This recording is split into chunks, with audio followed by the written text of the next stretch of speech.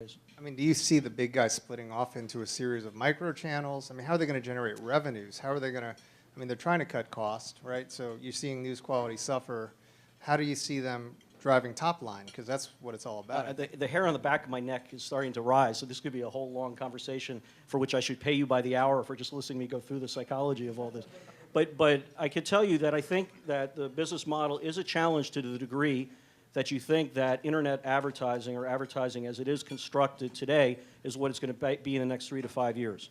So if you think that it is a good idea to put a 30, let alone 60-second ad in front of a 3-minute video, well, you can sort of understand why this isn't such a very good idea. If you think filling a page with banner ads like it's 1999 is a good idea, then maybe this isn't going to be such a good business. But if you start thinking about the data that we possess, the interactivity that we possess, the devices that we have by which you can get incredibly engaging experiences around people and have acts, I think there's going to be some very interesting ad models that will come. I also think that the folks in Apple have made us all much more comfortable in paying. So if I were sitting here 5 years ago, I would have told you that pay for internet content is a long, long way away, if at all. But I'm actually not convinced that's the case anymore. I think we're going to get much more comfortable with light micropayments, quick, low friction, one push of the button kinds of things. So that'll be there. And then finally, the cost structure of this stuff is just a fraction of what it was before. I used to say this, to the newspaper industry years ago. You know, if you love having your billion-dollar business, get used to the idea that you may have a $150 million business, but it's going to be more profitable. And of course, psychologically, if you're in the old world, you don't like that. Of course, if you're starting something up, you think it's awesome. And so I think it's going to be an interesting world to see how that plays out. Very interesting. And you have recently left Health Central, and you're pursuing a whole lot of other things. What was your inspiration to start pursuing your writing career, all the time you're spending in the Middle East, and talk about what you're doing out there? I get all your Facebook posts, I read all your articles. I mean, it's really interesting, but I never knew that about you, that you had that interest in that region. You got to get a life, man. You should not be. I mean, what God's name are you doing? I'd say maybe 3 things for what it's worth overall. I think if there's anything that has tied my life together, both personally and professionally, it has just been a ravishing curiosity. I'm trying to understand, what people are doing and why they think about the way they think they do things and all.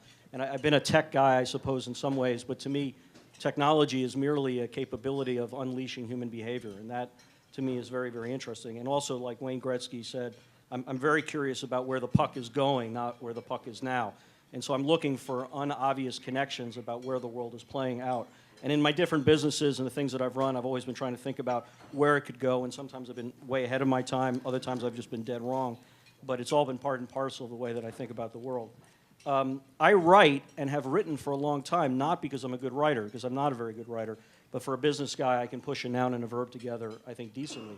Selfishly, narcissistically, I've written throughout my career because the act of putting something in 750 words is an incredible discipline for all the, forgive me, bullshit that's going around in my mind. There are things I'm utterly persuaded of as right, but when you have to put it down in 750 words, it tends to focus you in ways. About 2.5 or 3 years ago, because in my curiosity, I've always been interested in the world, and I've traveled all over the world many times. And while Health Central is a very domestic business, most of my other activities have been very global.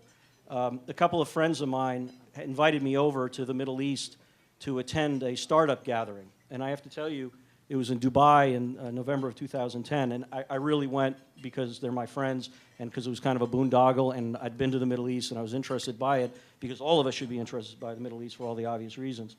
But I was very dubious about going. And I could tell you that my experience at this conference, in many ways I'll look at the world as before it and after it, because I was not prepared to see 2,400 young people, none of whom really wanted to talk about the U.S., nobody wanted to talk about politics, nobody wanted to talk about Israel. These are just kids who all of you would love and be comfortable with, who are just looking to build stuff. And there was a waiting list of 1,500 others who weren't there. And I was just floored by it. I was floored by the caliber of the engineers. I was floored by the caliber of the ideas and the size of the market. And it began to make me question, what is happening now when information technology is not only becoming progressively ubiquitous, but it allows you to start businesses so cheaply. I mean, you can start a business in the States now easily with a few $100,000. In the Middle East, it could be $25,000. What are the ramifications of this over time? What is it going to mean? And I just became fascinated with it, and I started getting invited back, and I went back over there and saw more and more of it. And it's a very inspiring, and hopeful narrative in what's obviously, as we know in the last 24 hours, a very mercurial and difficult place. What are some of the things that are going on over there? What types of industries are sort of percolating